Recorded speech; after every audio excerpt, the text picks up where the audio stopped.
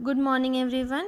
In the previous class, we have studied what happened to Lencho's field, and today we will continue the chapter.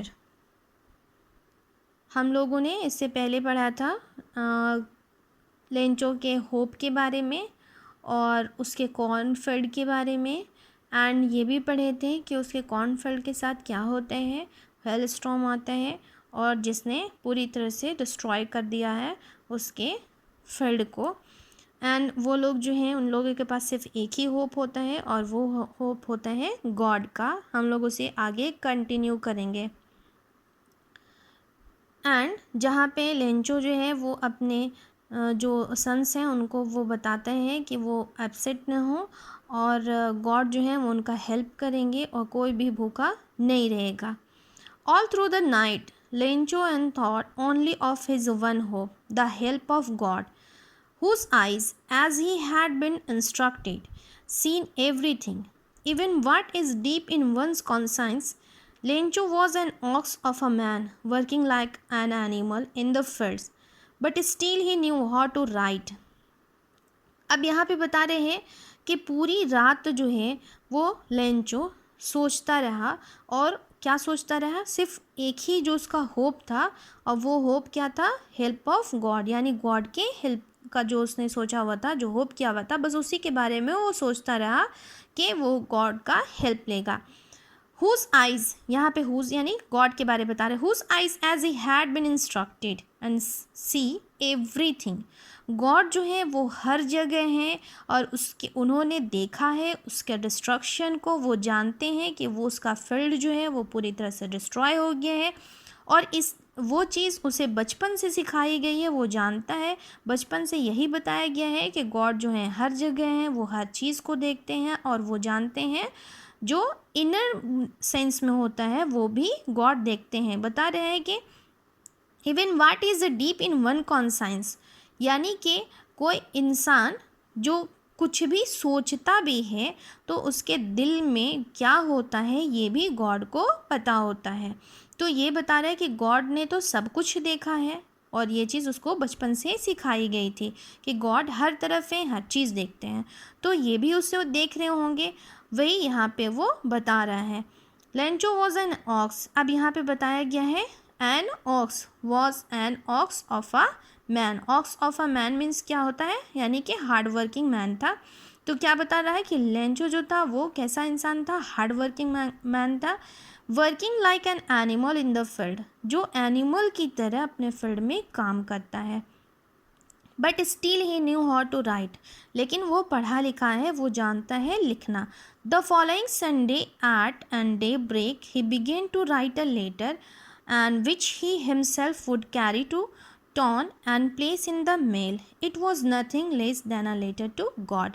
अब क्या बता रहे हैं कि उसने क्या किया? संडे जब आता है तो संडे को बैठता है और लेटर लिखता है, और उसे खुद ही उस लेटर को लिख करके वो खुद ही मेल करने जाता है टाउन। बता रहे हैं कि उस लेटर में कुछ और नहीं लिखा हुआ था, यानी कि लेटर जो था वो कुछ भी नहीं था, वो सिर्फ गॉड को लेटर था। उस लेटर में उसने क्या लिखा था वो हम लोग जानेंगे। God, he wrote, if you don't help me my family and I will go hungry this year. I need 100 pesos in order to sow my field again and to live until the crop and comes because the hailstorm. अब क्या बता रहे हैं? उसने क्या लिखा था God को? If you don't help me, कि अगर आप यानी गॉड अगर आप मेरी हेल्प नहीं करेंगे तो मेरी फैमिली इस साल भूखी रह जाएगी। इसीलिए उसे किस चीज़ की ज़रूरत है?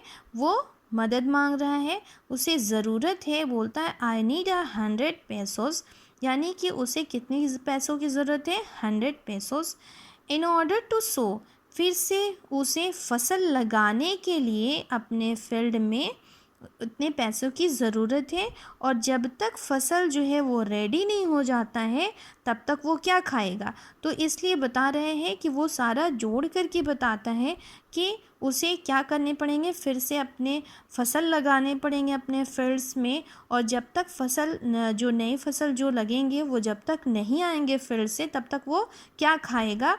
तो इन सारे को ऐड करके उसने जो बजट बनाया है वो बजट बता रहे हैं कि 100 पेसोस। यहाँ पे जैसे कि पेसोस क्या है, जैसे पहले हम लोग में जैसे रुपीज़ चलता है, ये चलता है, तो ये पेसोस जो है,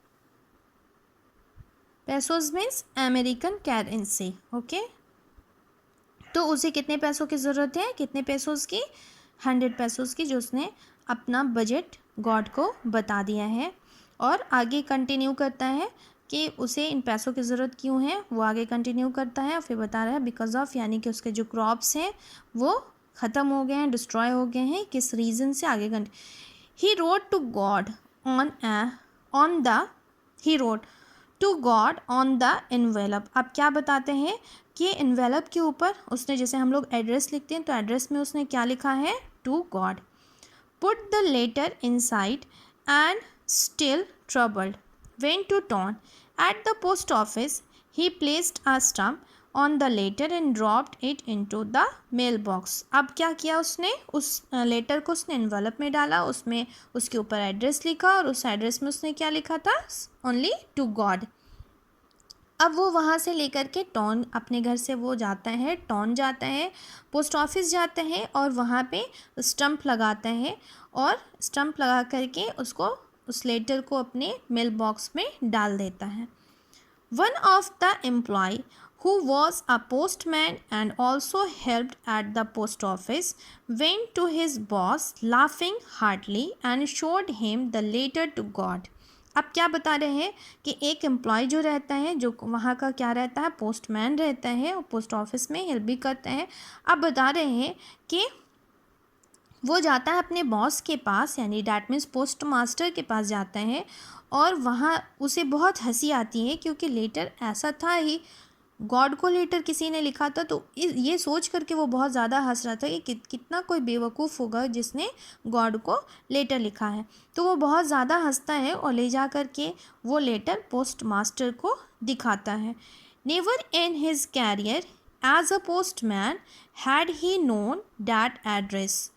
the post master a fat amiable. अब क्या दिखाया है कि उस पोस्टमैन ने कभी भी अपने लाइफ में, यानी पूरे कैरियर में, ऐसा एड्रेस नहीं देखा था, इसी वजह से वो इतना ज़्यादा हंस रहा था। अब यहाँ पे दिखाया है पोस्ट मास्टर के बारे में। पोस्ट मास्टर जो है वो कैसा था, एक फैट था, मोटा था और बहुत ही फ्रेंडली फेलो था। ऑल्सो ब्रोक आउट लाफिंग, वो भी हंसने लगा। But almost immediately he turned serious and tapping the later on his desk. अब यहाँ पे क्या होता है कि वो हंसता है लेकिन फिर सडन वो सीरियस हो जाता है और लेटर को डेस्क पे रखता है। Commented, what faith, I wish I had the faith of the man who wrote this letter, starting up a correspondence with God. अब क्या बता रहे हैं कि पहले तो वो हंसता है, बाद में वो सीरियस हो जाता है, और इस वजह से सीरियस हो जाता है कि क्योंकि जो लेटर लिखने वाले का फेथ था उस पे वो सीरियस हो जाता है कि क्या फेथ क्या है, एक इंसान का फेथ इतना ज़्यादा है कि उसने लेटर लिख दिया है किसे, गॉड को। वो बहुत ज़्यादा इम्प्रेस हो जाता है किससे, उस लेटर लिखने वाले बंदे से। वो बोलते हैं कि इतना ज़्यादा फेथ है, काश कि उसे भी इतना ही फेथ होता। कितना फेथ होता, जितना इस लेटर लिखने वाले का गॉड पे फेथ है कि वो एक लेटर के थ्रू गॉड से बात करना चाहता है। तो वो चाहता है कि इतना ही फेथ उसे भी होता, किस पे, गॉड पे। यानी इतना विश्वास, इतना फेथ जो है उसमें, लेंचो में, डैट मीन्स, तो इतना ही कितना होना चाहिए, उसे भी गॉड पे होना चाहिए। ये वो सोच रहा है कि उसे भी तो गॉड पे होना चाहिए इतना ज़्यादा फेथ, और वो भी कि क्या कर सकता, यानी गॉड से बातें कर सकता। क्रॉस्पॉन्डेंस यानी कि जिस तरह से बात कर रहे हैं लेटर लिख कर के लेंचो जो है वो बात करना चाहते हैं गॉड से, तो ये पोस्ट मास्टर चाहता है कि मुझ में भी इतना फेथ हो कि मैं भी गॉड से इसी तरह से बात कर सकता।